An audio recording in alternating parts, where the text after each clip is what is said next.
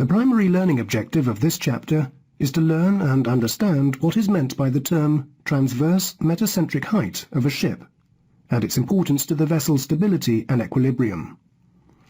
Within this context, it is also important to understand the effects on this transverse metacentric height when there is liquid which is allowed to move freely inside a tank or deck of the vessel. This chapter also deals with the effects of the metacentric height on how a vessel rolls and returns to the upright, and how this is shown on the curve of statical stability. It also covers the effects of dry docking on the ship's stability and the initial inclining experiment. The vertical upward force of buoyancy of a vessel in the upright and again in a slightly inclined condition will intersect at a point known as the transverse metacenter, and normally marked M. This point of intersection is considered in stability as a fixed point, but should only be considered applicable up to a maximum angle of heel of 10 degrees, because the intersection point of these verticals at larger angles of heel will not be in the same position. The position of M is normally measured from the keel, K, as a distance km, and as this is dependent on the shape of the waterplane area and underwater volume, it can be calculated by the shipbuilders for various drafts and provided on a table for the ship's officers.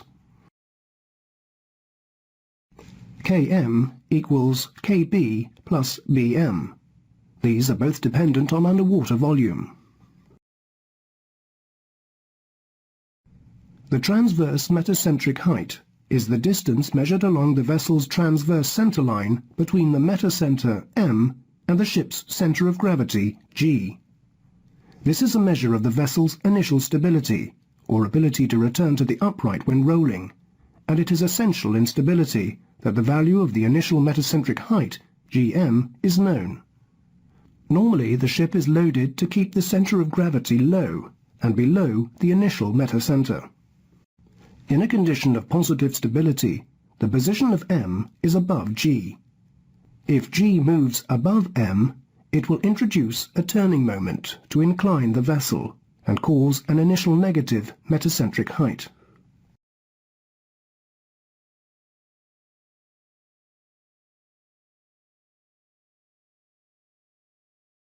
When the transverse metacentric height, Gm, is a suitable value, the righting lever, Gz, will be of moderate size, and the righting moment will be of acceptable value to bring the vessel upright at a comfortable rate.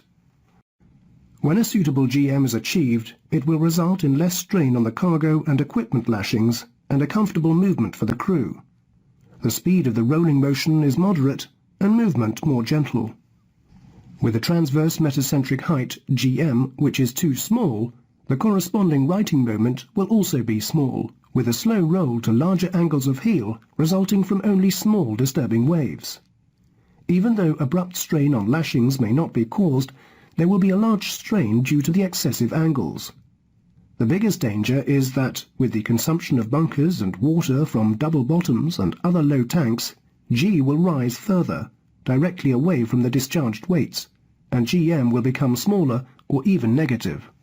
If a ship has a large transverse metacentric height, Gm, value, then the corresponding righting lever, Gz, will be large, and it is known as a stiff ship, and will roll rapidly. The movements can be abrupt and cause cargo and equipment to move and possibly cargo lashings to break. In extreme conditions, damage can result to the ship, cargo, equipment, and even crew.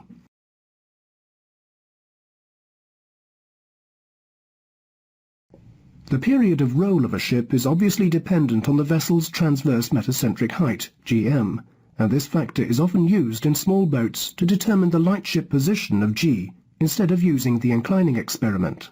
See later notes. It is also important to realize that it is dangerous when the natural rolling period of a vessel becomes synchronized with the rolling period generated by the waves. This can result in an amplification of the normal roll angles of roll, with the angles of heel gradually reaching extremely large angles, unless this synchronization is stopped. This can be easily achieved by adjusting the ship's course and changing the relationship between the two periods.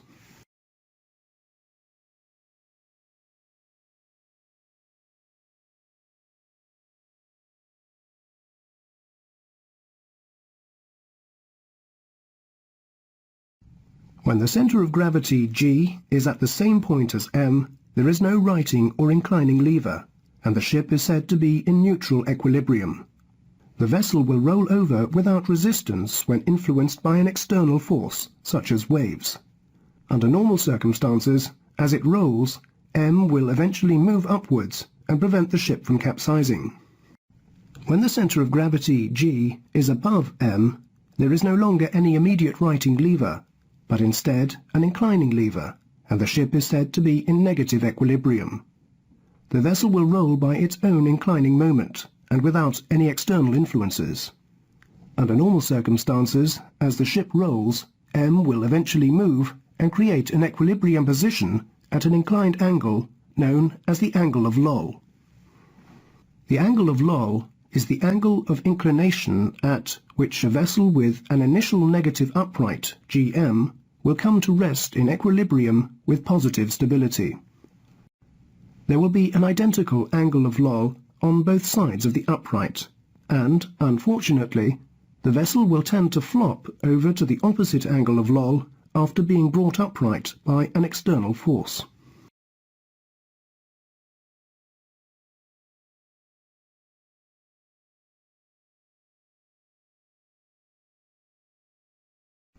In order to establish the stability of a vessel over a range of angles of heel, it is necessary to draw a graph showing the GZ lever, the vertical axis, at different angles of heel, the horizontal axis, normally angles from upright 0 degrees to 90 degrees heel. This will provide at a glance a picture of the anticipated stability of a vessel as it rolls around in heavy seas.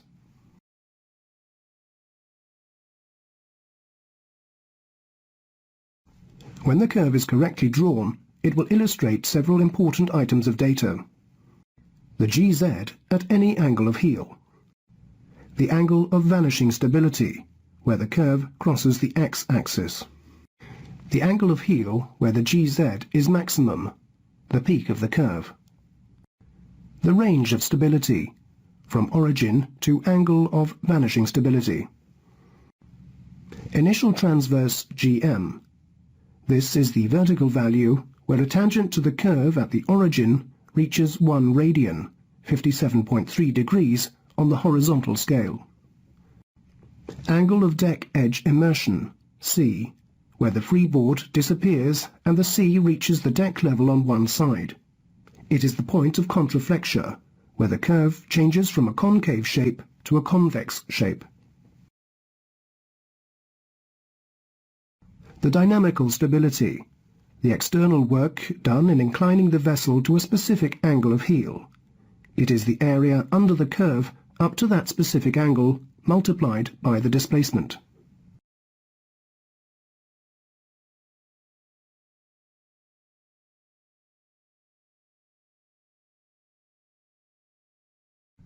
A ship at sea must at all times have the following residual stability.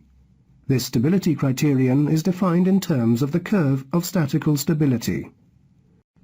Area under the curve from 0 degrees to 30 degrees must be not less than 0.055 meter radians. Area under the curve from 0 degrees to 40 degrees must be not less than 0.09 meter radians. Area between 30 degrees and 40 degrees to be not less than 0.03 meter radians. Maximum GZ to be not less than 0.2 meters and occur at an angle of heel of not less than 30 degrees. Initial GM to be not less than 0.15 meters. Note: if the angle at which water enters the hull is less than 40 degrees, then that angle is to be used instead of 40 degrees as specified above.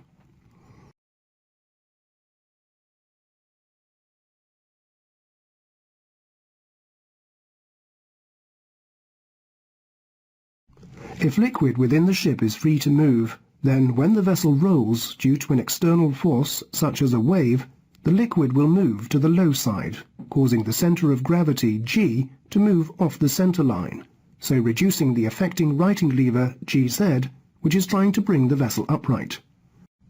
As they are interdependent, this reduction in GZ can be likened to having a smaller metacentric height, GM, and therefore it is considered that when there is a free surface effect on a ship, there is a smaller effective metacentric height, GM value, similar to that which would be found with the same ship having no free liquids, but with far less positive stability. Where I is the second moment of area of the free liquid surface. V is the volume of displacement of the vessel.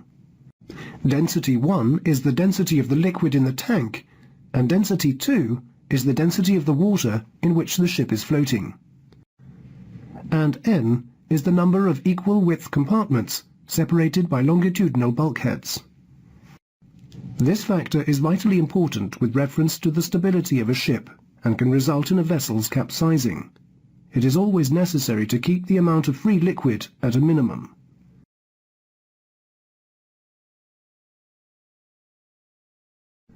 The best method to reduce the effect of free liquid is at the design stage of a vessel, with the introduction of longitudinal bulkheads within tanks. The loss of GM is dependent on the number of compartments within a tank, which are created by dividing the tank by longitudinal bulkheads.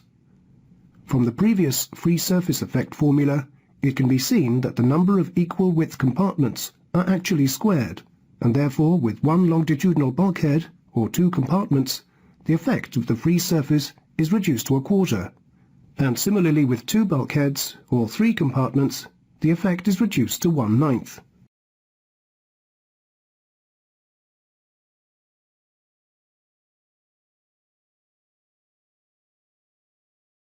The best methods to reduce the possibility of an already small GM going into a negative value are the following. Reduce any effects of free liquid in bunker and water tanks. Consume bunkers and fresh water from the high tanks if possible. Finish using one tank of bunkers or fresh water completely before starting on the next. Pump out bilges frequently and keep empty. Avoid accumulation of ice and snow on decks and keep scuppers and freeing ports clear.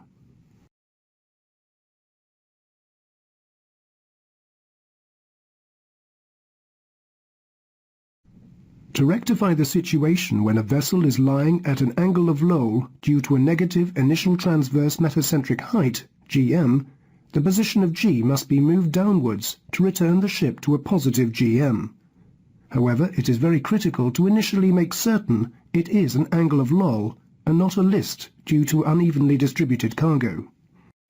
Steps to take to return the vessel to a positive initial transverse metacentric height, GM, are the following. Press up any slack tanks. Transfer bunkers, or FW, to lower tanks, one at a time, and select those tanks which are subdivided longitudinally. Fill double bottoms, one at a time, starting with the low side first. This avoids the ship coming upright and flopping over to the lull on the other side. Once again, select those tanks which are subdivided longitudinally, if possible. Never start by filling the tanks on the high side first. Drop derricks, if topped.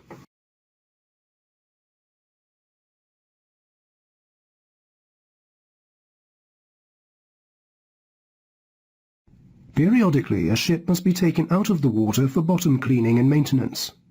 There are many different ways of achieving this, but placing the vessel in a dry dock is the most universal method. The ship will rest on a line of blocks along the centre of the dock, and then be supported by bilge blocks or side shores. In order to be placed accurately on the central line of blocks, the ship must be brought in slightly trimmed by the stern. The water is pumped out until only the stern touches the blocks, and the vessel can then be lined up with the other blocks. Now begins a period which is critical to the stability of the vessel. As the water is pumped out further, there will be less underwater volume and less upthrust exerted by the water, and therefore a new upthrust P at the stern blocks replaces this water upthrust, causing the vessel to change her trim. This unfortunately also reduces the effective transverse metacentric height, GM.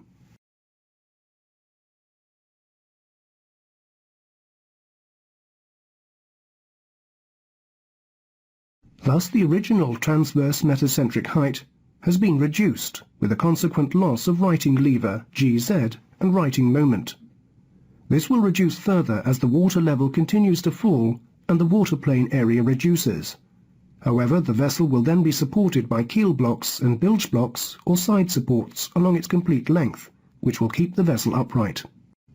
It is therefore critical to have sufficient positive metacentric height on initial entry into the dry dock. This will retain positive stability and keep the vessel upright until external measures are introduced to avoid the vessel falling over and off the blocks. Note: this figure shows the vessel inclined to a small angle to indicate the forces involved. In practice, the vessel must be upright on entering the dock.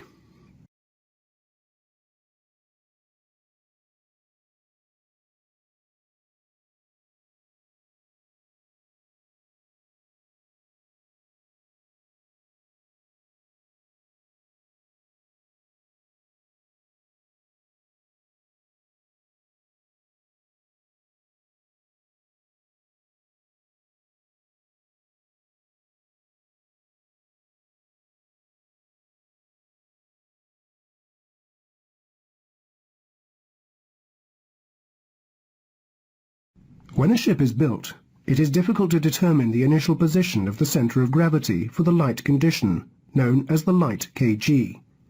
It is, however, relatively easy to find the height of the metacentre from the keel, because this is a function of the underwater volume.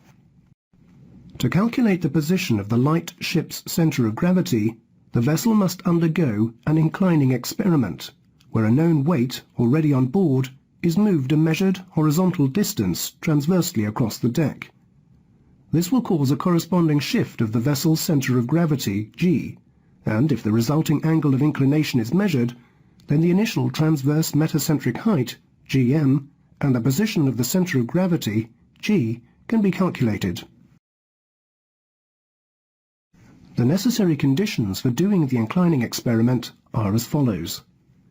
The ship should be in the light condition, or as near as practicable to it. There should be water in the boilers to working level, and the engine room spares should be aboard, but no other deadweight. There should be no slack tanks, therefore no free surface effect. Any loose weights should be secured, and just the minimum number of people aboard necessary to conduct the experiment. The ship should be lying freely afloat, away from the quay, with the mooring rope slack. Ideally, it should be a calm day. Otherwise, the vessel should be head to wind.